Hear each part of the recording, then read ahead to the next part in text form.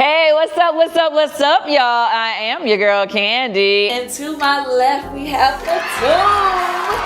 And we're about to speak on it. Fatum Alfred is in the building, y'all. What's your name? Is Fatum your real name? Fatum is my real name. My maiden name was Hussein. Fatum Hassan Hussein. And she's back to speak on it. You gonna do it? You gonna try? No. No, ma'am. I just kind of wanted to, for those of you who are like diehard Real Housewives fans or whatever, that was what, season 14? Season 14? Mm-hmm. Season 14, okay. Yeah. Season 14 that we were introduced to you. Yeah. Since then, you and I have become really good friends, right? And we cool. But I mean, I think I've learned so much since meeting you out of the Housewives stratosphere, okay? Yeah. Fatum and I were talking, and you reminded me that this month is Hydrocephalus month. Awareness, yes. And so you were telling me that you always wanted to do something to bring awareness to hydrocephalus. So you were like, maybe we should do something this month. And I said, okay, we definitely can do it. And if you could, just give the people the definition of what that is. Hydrocephalus is a condition where it can be where babies, when a woman is pregnant, they don't know exactly what causes it, but children they are born with fluid in their brain. When the baby is born, they have hydrocephalus. Basically means water in the brain. Hydro is water, and then cephalus is like head. Oh. So it's water in the head. You taught me something today. Yeah.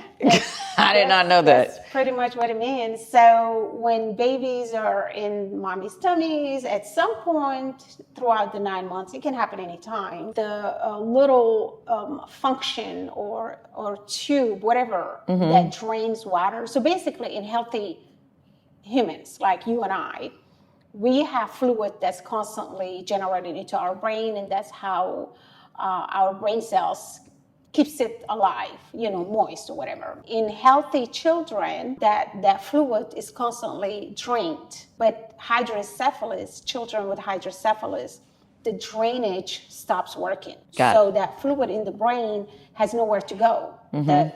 So there's no drainage. So that water or that fluid keeps, I think they call it like CSF. It keeps generating the fluid, new fluid every day keeps generating into the brain, and it has nowhere to go. So there's no drainage system. So that water keeps, building up in the head. So babies, hydrocephalus babies, tend to be born with a larger head. Oh, okay. Because the water makes, expands the brain, and they come out like a larger head. Then, as soon as they're born, there is a procedure. Okay. I don't want you to go too far into detail just yet, because we're going to go into that. Okay. But I just wanted her to give you a little description of what we're going to be talking about later. I feel that the world, they saw you a little bit on the Real Housewives of Atlanta, right?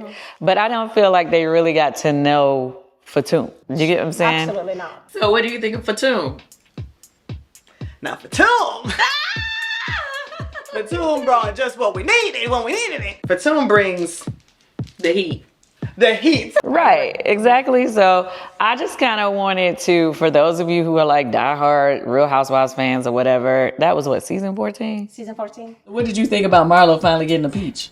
Marlo, I'm up and down with Marlo. Like, you asked why did she didn't get a peach for the longest, so you were supportive on that. To see her have a peach, I guess why not? Who else we got? Season 14 that we were introduced to you. You like Fatum? I think Fatum is hilarious. Outside of the drama that happened with y'all, I thought she was funny. Since then, you and I have become really good friends, right? And we cool. But I mean, I think I've learned so much since meeting you out of the Housewives stratosphere. Okay? So with that being said, let's get to know a little bit more about you. So please tell the people, where are you from? I'm from a little country called Djibouti. It's in East Africa. It's the neighboring countries of Somalia, Ethiopia, in that area. It's a French-speaking country, and that's where I'm from. So I came to Atlanta I was 21. 21? Yeah, I was 21. Things were not going well back home, and I wanted to get the hell out, basically. So, I was really just going through stuff. I was raised in the slums of Africa or Djibouti. We didn't really come from much. Mm-hmm. But as a young lady, when I was 21, I started a job. I started working for a nonprofit organization that's actually based in Atlanta called CARE.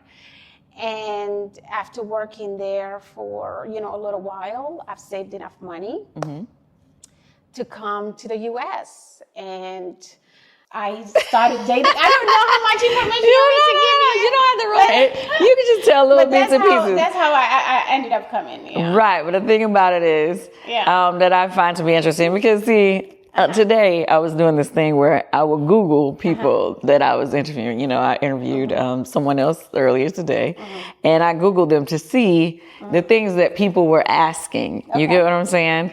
And so with you, I feel that too many people were asking housewife questions, and I get it and I understand it because basically that's where they met you. Sure. You know what I mean? So that's why I feel like it's important for people to get to know a little bit about who you are outside of that, right? Because you are your own woman, you're a businesswoman, you're doing well for yourself. So the other thing that, that I know that you told me personally that I did not see when I just looked at other questions was that you didn't even know English when you came to the United States, right? I did not, no. I didn't speak English. I didn't have anybody. I ended up in Atlanta because somebody who knows somebody who knows somebody who knows somebody told me, hey, there is somebody in Atlanta, in this town called Atlanta, they're willing to receive you, because I was too young, I didn't have any money, so I couldn't just come and get a hotel and do all of that, so I needed a host. Okay. So. And how long, and you taught yourself? I taught myself English. I taught myself basically everything I know, and made myself to who I am today without any support. Which brings me to the other question. Is Fatum Alford a real estate investor? How do people be getting this information? I don't know. I was a realtor before many years ago, and I became a realtor after being scammed. What? Yes.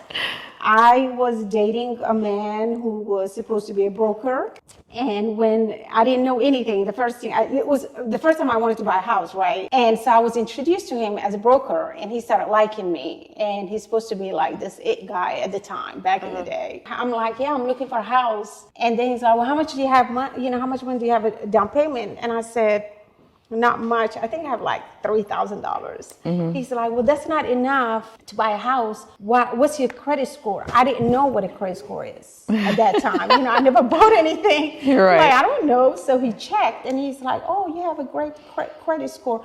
Why don't I do this? Let me buy a house in your name, flip it, and I'll make you a quick $10K. What?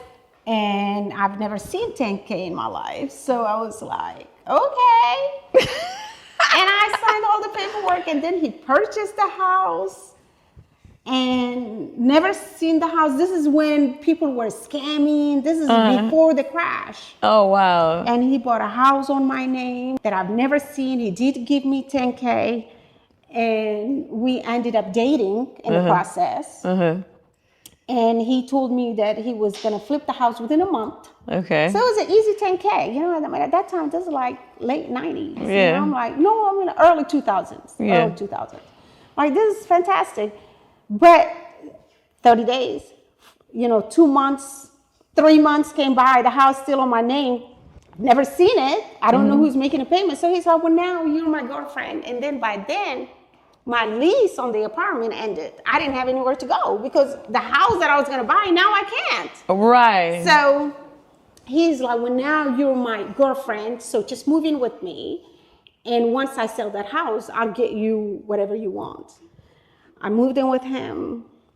And I think I was with him for a whole year. I didn't have anywhere to go. And in that year, I found out that he was actually used to be a broker, but lost his license because he was doing things, the same thing he was doing to me, he was doing that To other people. to other people.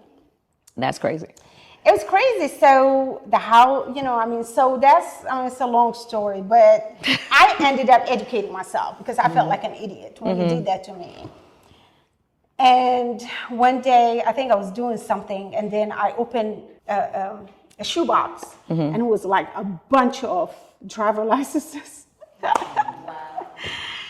I was terrified. And at that time, I wasn't even I don't even think I was a citizen. I'm like, oh my God, I'm gonna get deported for just being with this person. Yes, it was really, really, really tough time. So I left him, briefly became homeless because I didn't have, my credit was so bad because he was supposed to make payments, right? He wasn't making payments. Oh no. And yeah, so our parents would not let me rent places. When I left him, I didn't have anywhere to go. So I got into a hotel and I stayed in an extended stay probably for like 6 months before I was able to get an apartment. Before you was able to get it. But that's how I became, it wasn't like an overnight thing. That's how I became a realtor. I went to school, I educated myself, I became a realtor. And I was a realtor for several years before I became an investor myself. Gotcha. So now, yes, I do buy houses. I do, renovate and sell them. Okay. All right. So I tried to turn something bad into something good. So. Well, you did. Yeah. You did that. Okay. So I ask you those things to say because, I mean, I just kind of feel like, people didn't really get a chance to know who you were. And with that being said, they also, I don't even know if people ever got a chance to know if you had children, if you had ever been married or any of those things. But then I got married. And I took my last husband's name. Small world. He said he was friends with your brother. You have a brother that passed away? Really? Yeah. So I took his name, and then a lot of people are like, "When are you gonna go back to your name?" I'm like, I want to keep the same name as my kids. We had 2 beautiful children who are here today. Been divorced since 2016. And happily single. Okay. Happily single. Which brings me and you to the discussion of hydrocephalus. Hydrocephalus is a condition that involves the buildup of cerebrospinal fluid, or CSF, a fluid that is produced in the cavities of the brain known as the ventricles. CSF flows through and around the brain and spinal cord and is eventually absorbed into the bloodstream. It serves a number of functions, including acting as a cushion, delivering nutrients, and removing harmful substances. Tell the people your connection and why this is so important to you. When I was pregnant with my daughter, your first child. My first child. And you know how you do ultrasound? So my 5 months ultrasound, which is kind of messed up because you only get to do an ultrasound one time. So my 5 months ultrasound was perfect. She was healthy. But after 5 months, I've developed congenital diabetes, which is really diabetes that I don't know if you know, but it's diabetes that pregnant women develop. So usually after you give birth, it goes away. Oh, okay. Usually. So I developed that. So one of the side effects of diabetes, the baby gains weight. Oh, okay. So they will watch her weight, while I was pregnant. They wanted to determine whether I'm going to end up having a C-section or, depending on her weight. So when I was, I think, 37 weeks, they were getting ready to prepare for, for birth. They sent me to a radiologist to weigh her. So I just remember laying down on the bed, the lady was doing the radiology and she just kept staring at the screen, but she wouldn't tell me. She was horrified. She just kept doing this. I'm like, what's wrong? And then when she finished, she's like, you need to go right now. You need to go see a doctor. I'm like, is there a problem? She's like, I can't discuss, but you need to go see a doctor to discuss the results of your visit. So I go to the doctor and I'm like, what's going on? And he looks at the result and then he says that there's the presence of fluid in her brain. I don't know what that is. So what does it mean? He said, well, it's called hydrocephalus. So it looks like your daughter has hydrocephalus. I've never heard of hydrocephalus before. Rapid City native Luke Pearson was born with hydrocephalus, an abnormal accumulation of spinal fluid within the cavities in the brain. Never seen anybody, never heard. So I'm like crying. I go home and I share this with my husband, who also, never heard of it, And the first thing that I did, of course, which was a mistake, and most of us do that, is Google. So I'm Googling hydrocephalus, and all you see is worst case scenario. You know what I mean? You just see kids that are in bad shape and horrible shape and just very, very, so I'm like terrified, of course. The extreme cases. The extreme cases, because you don't see Google. I don't know if that's by design, but I didn't see a video or something like this that's like, oh yeah, talking about it, or or somebody who looks normal who has hydrocephalus. Like, I couldn't see that. I just saw children that were severely disabled. So I'm terrified. Of course, I go to the doctor and they're like, well, don't Google, stay away from the Google, but it's difficult to do that. So they rushed me, like a week later, they rushed me into a C-section because they wanted to have surgery on her. So what happens is, because her drainage was not working, so there is a standard procedure for children that are born with hydrocephalus where they install artificial drainage. It's called a shunt. So they put the shunt behind her ear, and then that shunt is like a little tube, and it drains the fluid from the brain to the rest of her body. So they wanted to do that. So they rushed me like a week later. I scheduled for surgery, and they, like, when she was 1 day old, they put her. She had surgery where they installed. She was only 1 day old? 1 day old, yeah. Wow. Right away, because her head was larger, and they wanted to drain the fluid right away. So Okay, she question. had surgery a day later. Okay, so a question for the parents or future parents out there who are in the process of delivery and they find out, that their child may have hydrocephalus. Did you go through a moment of time where you felt guilty, or you was trying to figure, when how people trying to find causes, or? Totally. So what happens is the doctors doesn't tell you what causes it, right? So as a mother, for the longest, and to this day, quite honestly, you're always thinking like, did I cause it? Was that one bad fault I had? Was that one little drink that I had that I should not have? Like a little red wine maybe? Like, I'm not that I had any. But, like typically women would be thinking about that. Like, was I a little bit too rough in the bedroom? And that kind of like all of that kind of goes through your mind. It's like, what did I do? Did I do anything to cause this? So of course you blame yourself. You can't blame the father. He didn't do anything, So what I would say is, it's not your fault. You know what I mean? And doctors told me many years, and I've researched a lot, where there's really nothing you can do to either cause it or not cause it. It's just, and it's not something that it happens because your family has it. It's just something that randomly happens to babies. And it's not, like as an adult, you can develop it too. I didn't know that. So there are two kinds. There is the congenital, like there is like when the babies happen, but older seniors, is also, there is another hydrocephalus also can happen to them. Oh. Yeah, so it's more common. What really I was surprised by is it's more common than we think. It happens to, like, I think I was reading, it's like 1 in 500 children Really? in America. Yeah. It happens quite a lot. But it really depends, on how early it happened. Yeah. So let's say, for instance, I think my daughter is fine because, when I was 5 months pregnant, remember my baby was okay.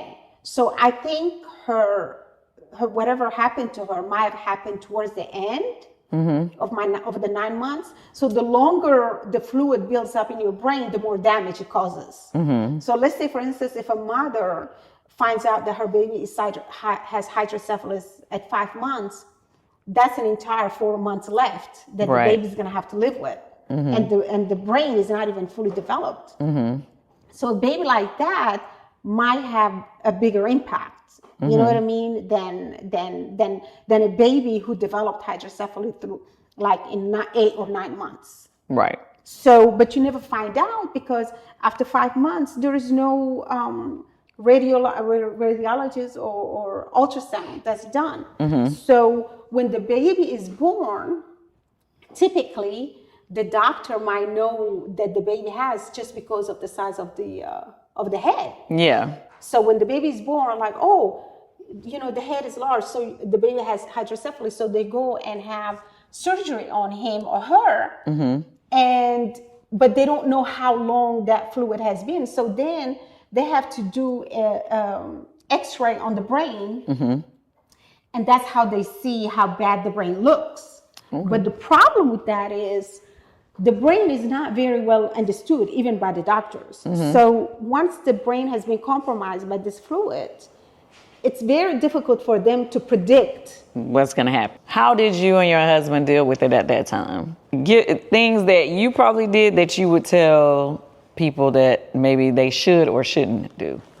Well, don't Google. Don't Google. Don't Google. Well, how are they going to find this interview? Because you said you did this interview because you want people to know. All right. Well, what I'm saying is like, don't Google and believe everything. Like, don't Google thinking that you're going to find the results that you're looking for, because you're going to see, you know, worst case scenario. You know what I mean? So it doesn't mean that your baby is going to look like that, or it's gonna, you know. So what I'll say is, and don't believe everything that the doctors say, because us, for instance, what happens is, and I think it's not only this condition, but a lot of other conditions, but especially in relation to the brain, the doctors will always give you worst case scenario.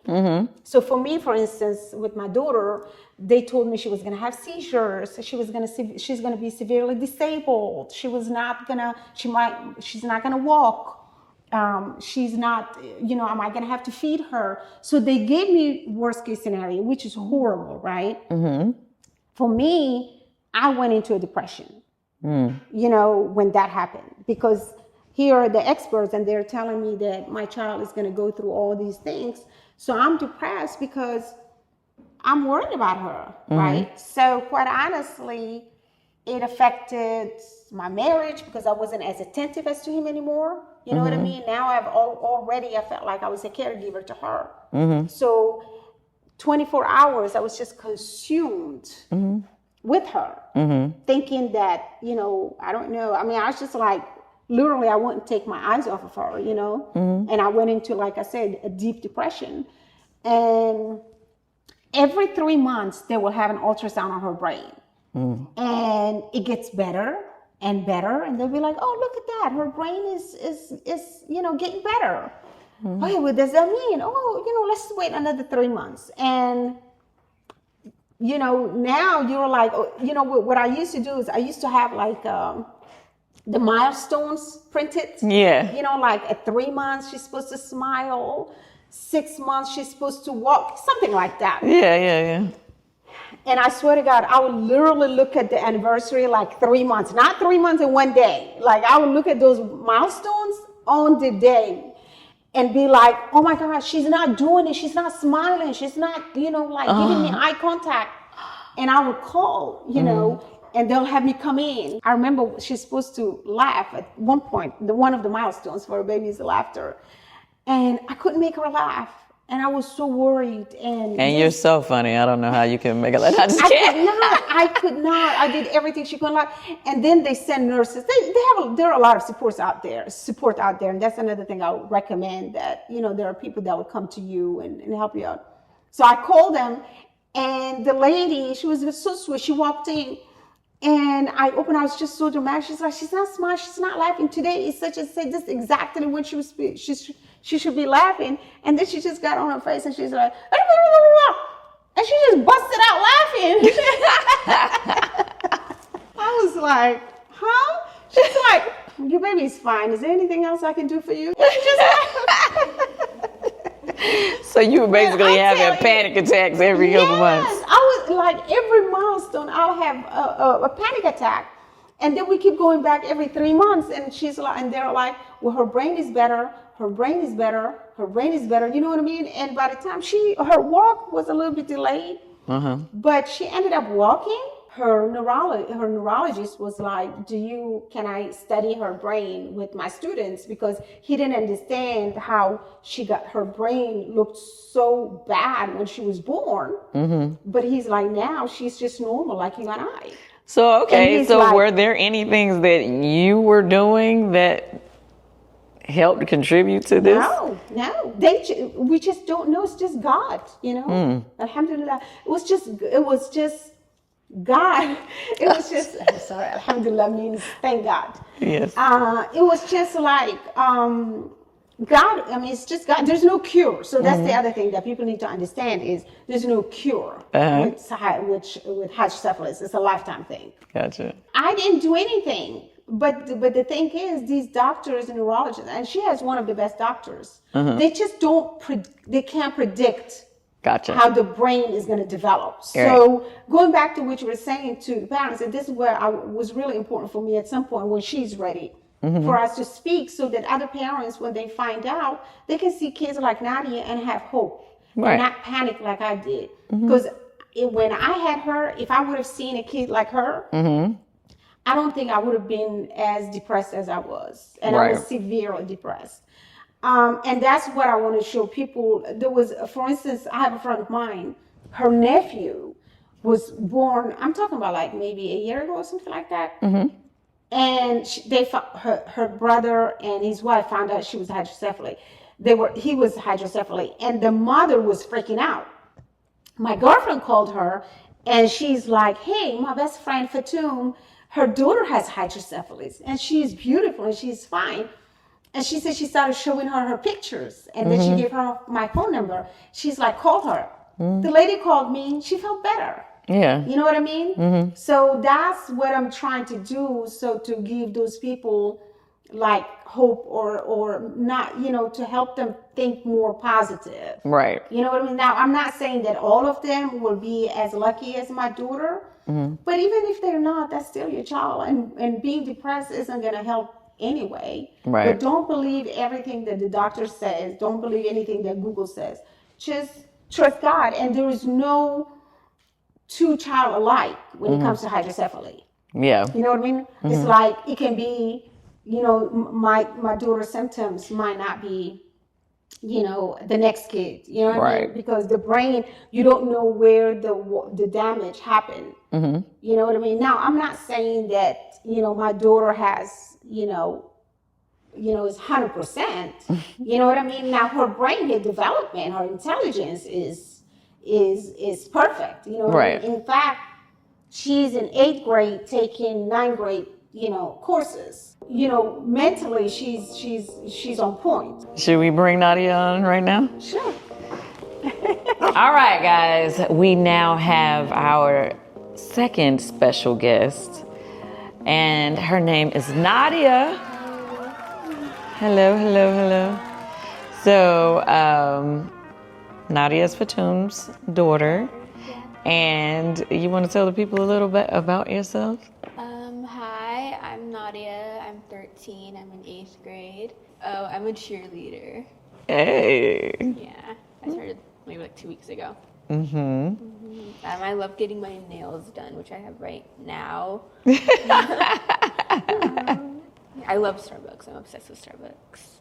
We're not going to promote Starbucks. She can say whatever she like. Okay. Okay, so Nadia, your mom and I were talking, and she was telling me how this is Hydrocephalus month, and she was saying it would be so cool if you guys could do something to bring more awareness and to show your progress in life to help other families who have children born with hydrocephalus and who may not know or understand, how to look forward to what their next steps are. So with you, I'm not going to necessarily ask the same questions that I asked your mom, because for you, this has just been your life and it's not anything different, right?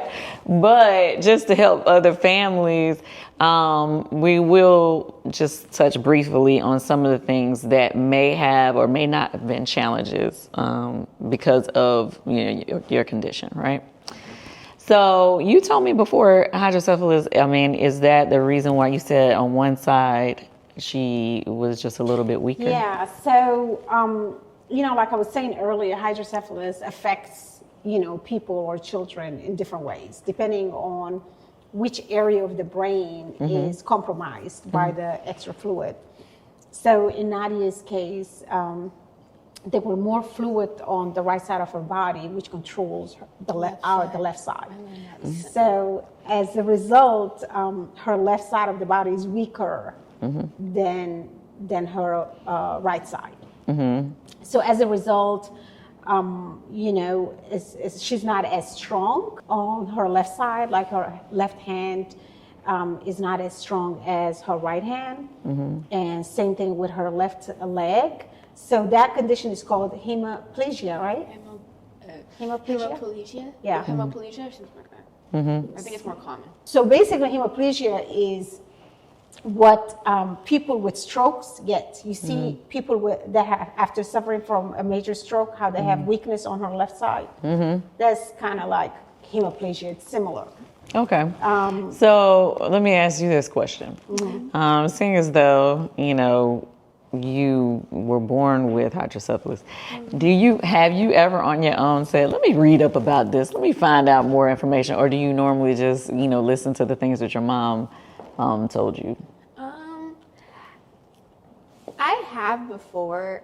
I've seen some stuff, what can I develop when I'm older, maybe, possibly. I read, I don't think this is going to happen to me, but I heard that people with hydrocephalus can develop epilepsy when they get older. I don't think that's going to happen. I doubt that's going to happen. Okay.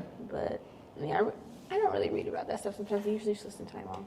Okay, so you kind of listen to your mom say, don't Google? Yeah. See, this is even news to me. I didn't even know she knew that. She's never... But that's exactly why I stopped her from, but last year she went to a camp. We sent her to a camp was it in Virginia? Where they have a camp for different children did they all have hydrocephalus? It was different conditions. It was hemiplegia. I think almost everybody there. Hemiplegia, okay. So she attended a camp. Her dad took her to a camp in Virginia where all the kids have hemiplegia. So we still, try to get her around children that are also have the same condition. Some might have it worse or similar to her. And she says she's she's very comfortable with it. You know what I mean? We never lied to her about it. We never really tried to protect her.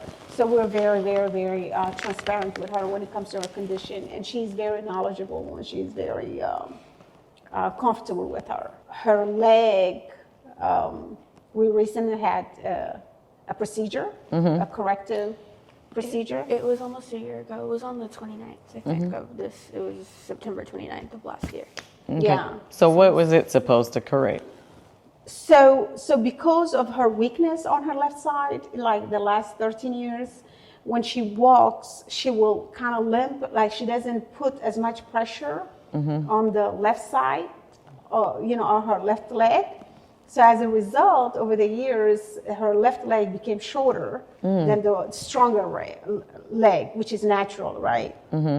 So the doctors wanted us to wait until she goes through, her growth spurt. Puberty. Yeah. And so last year, they told us that she only has half an inch to grow. She's going to be a shorty like me. She's taller than you, actually. A little bit. But so they told us that she only has a half an inch to grow. So, and we wanted to fix the discrepancy because she was limping as a result of the, discrepancy. So they say that there are 2 ways to correct it. One way, they wanted her to wait until she's fully grown, and then they were going to stretch the shorter leg. Interesting. Yeah, it's such a procedure. That was a lot more like painful. Right. So it's a lot more invasive. It's a lot more painful procedure. The scars are bigger. It takes a lot. It's painful. So the other procedure was to stop the growth of the longer leg. So we chose that one. So instead, like if she's supposed to be 5'2", she'll end up being 5'1.5". You know what I mean? So we were willing to let her lose that half an inch so that, and we chose the less painful, less invasive procedures. So a year ago, they stopped the growth of the good leg or the right leg, and they're allowing the left leg to catch up. So for you, was that a super painful process or? To be honest, yes, it was. Like sometimes my knee still does hurt. Like even after almost a year, but my mom doesn't know this, but I was like I stood up maybe like 2 days after surgery. Oh, It did hurt, but it was like. wait, you weren't supposed to? I don't think so. Maybe. I don't think so. She said my mama doesn't know. She does. She does. Yeah, But she's supposed to lay down. No, but I didn't. I still laid down, but I stood up for the first time after like 2 days, 3 days. So, yeah. So But it basically, still does hurt. Like my knee kind of like it's been in a tendon right now. Actually, it's like. So now that we fixed that, I mean, the only thing that really she struggles with, and probably is going to be continue to struggle, is the use of her left hand. Like anything that might require the coordination of both hands, like cutting or cooking or anything like that, she kind of struggles. But I think by the time she's a young adult, she will get it. okay. But outside of that, really, I mean, we're just so grateful. She has no impact. But there are other kids or other adults that has zero impact. And that's, I want to make sure I emphasize that, you can live a normal life with hydrocephaly for those. There's different levels. Well, let me just say So. that we just all went on vacation and you were kicking it out there. Oh, You we were at all the amusement parks, walking all through the park. So those things, I mean, you seem fine to me. I mean, okay. Not a lot of people can like tell necessarily. Yeah, I think some people like at school like see the way like I limp sometimes, and like most of the time I take the elevator at school. Like my upper school is upstairs, elementary school is downstairs. I take the elevator at school most of the time, and they're like, "Why did you do that?" So that's like. She really doesn't have to. She just feels spoiled. She'll take the elevator. You can take the stairs if you want to. Yeah. But the principal allows her to take the elevator because, he feels like, she looks at that as a privilege and takes advantage of it. We have to keep in mind that her shunt does not get infected because... Okay, so yeah, you did mention that earlier.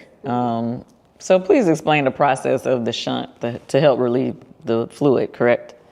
Yeah, so basically the shunt is just an artificial drainage. But you can't even see where it... It's behind her ear. Is it on the other ear? What side Yeah, is it? right here. It's right here, right? Yeah. Let me see it. Yeah, Yeah, see, it's she right doesn't even here. know where it is. Wait. Yeah, it's So behind you her. forget that it's there. It's right Yeah. here. Yeah, I thought everybody had this bone when I was like younger. I thought it was just a regular bone, but it's actually like plastic or something. Yeah, But Okay. it's right here. it's a shunt. So they put it right in the back of your ear, and it constantly drains the fluid, the excess of fluid in her brain because she doesn't have that natural feature. So that drainage goes all the way to her stomach. She's really right lucky, here. yeah. Right here. But she's really lucky she's born now versus, they're evolving over the years on how to even install the shunt used to become defective more often before. Right. But as time, like it will break. But as time goes by, it's getting better and better. So one of the things that they have improved over the years is the shunt is nothing but a tube, right? It goes from here all the way to the stomach. So what used to happen, which actually sounds pretty cool, is when a kid grows up, the shunt goes all the way here. You know what I mean? Because the body is Right, expanding. stretches out, right. Yeah, but the shunt is, this. So now what they do is they add layers of the tube. So if you do an x-ray on her tummy, well, now I think it's stretched. It was like a little, like a tube, like going in a circle. So as she grows, that the little tube extends with her body. The only time that they require a revision is if it becomes infected. I had this friend, that my dad introduced me to. He met her. He met her mom in like a Facebook group or something. She has hydrocephalus as well. She had a bunch of revisions before. Oh, okay. And I couldn't tell that she had it worse than me. She might have apparently, but I didn't know that like she had it worse. I couldn't tell. She had a bunch of revisions. So she doesn't have any symptoms? No, she does. Her left side is weaker like me. Okay. But she had a bunch of she had way more surgeries than me, and but most of those are revisions. Like she had so it's very common for children to have revisions as they grow older. We're just lucky we haven't had any revisions, and I'm hoping that we don't have any revisions because they can last a long time. One of the first symptoms of the failure when a shunt fails, one of the first symptoms is a headache. Because remember, the fluid now is building up. Right. So it was really, really tough when she was a baby and she couldn't talk. She can have a flu. We were always in the emergency room because we're thinking the shunt is bad. You know what I mean? Right. Now we're getting better at it because now she can actually express herself and tell us what she's feeling. But my dad is still like that. Like he'll take me to the ER. Yeah, her father, as soon as she says she has a headache, he's at the emergency room more than I do. Now I'm just like, she's gonna be fine. It's just a virus. He's been better. Like the last time I went. Yeah, he's gotten better now. Yeah, like the last time I went to the ER because of a headache was like last August. Okay. Yeah, if she has headaches, we will take her, and then once we take her to the emergency room, she goes through a whole system of X-rays, MRI, and all of this, and then they'll check her, and then they release her. So. Okay, Nadia. And do you ever feel like your parents are overdoing it sometimes? Like, when... My dad, maybe. I'm just asking because I know that, sometimes if our children, even if they stumble, we want to be, oh, you okay? You okay? You know what I mean? So, what are some moments where you feel like, you knew that you were good doing something, but you felt that your parents were using your situation to tell you no? It's not really my parents. My dad is kind of second involved with my headaches and stuff, and he watches me and stuff. But it's really like my teachers. Like I have this one teacher at school who's really serious about it. Like she told me, Nadia, if you ever get tired of walking, let me know. You can get on my back. Like what? And she's like, Nadia, if you get tired of writing, you can type. And I'm like, thank you. Yeah. Are you right-handed or left-handed? I'm right.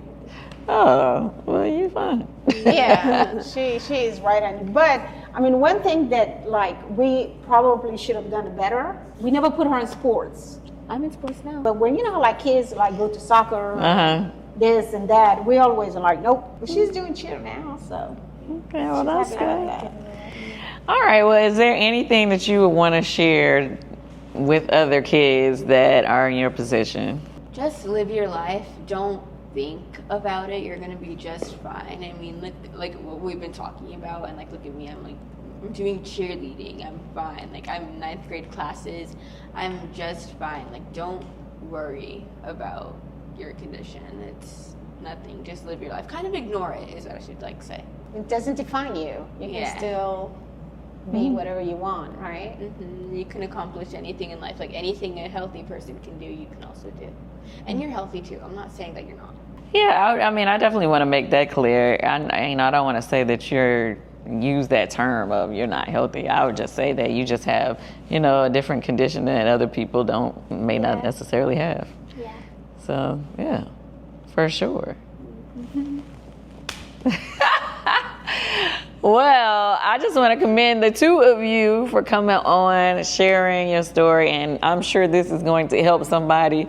We're going to make sure we put all the hashtags in so that people can find it, get the information that they need, because you are right. We definitely want other families who are doing research, trying to figure out, how to go about how to deal with it. And then they may want to reach out to you. So you want to tell everybody how to find you on social media? Yeah, for sure. I was going to say, if you or somebody has a child that's diagnosed with hydrocephalus, DM me. I'll be happy to help you at Fatum Alford. That's my Instagram. So that's what we have for you all today, y'all. I would encourage you to do more research of your own. There are plenty of people who, like she said, there's a large amount of people that are dealing with hydrocephalus, and there are some other notable celebrities who are also, who have children with hydrocephalus. Anyway, thank you for watching. Y'all want to try to do the speak on it? No, want to do that? You don't want to try? We're a shy family. You are not shy. I am shy, Candy. Like you say, people don't know me, but I'm actually very shy. I haven't seen it yet. And Nadia, I don't know how you're going to be shy and you're going to be out there cheerleading in front of everybody. Oh my gosh, I'm scared. When is your first game, by the way? Oh my gosh, everybody's gonna be there, I bet, because now you're asking me, my sisters, my mom. Now, of course my mom's gonna be there, but I would figure she's working. When is it? I don't know, but I don't know. We haven't. Don't do that last minute, I'm telling y'all, last minute thing. The tryouts for the new kids are this week. So practices this week are tryouts for new kids. So we don't even have the whole team yet. Got it. So it's probably what my coach said, in October, November. Okay. Stop a little bit. Got it. All right. Well, we will be cheering for you. Yeah. All right. Well, thank you for watching. Speak on it.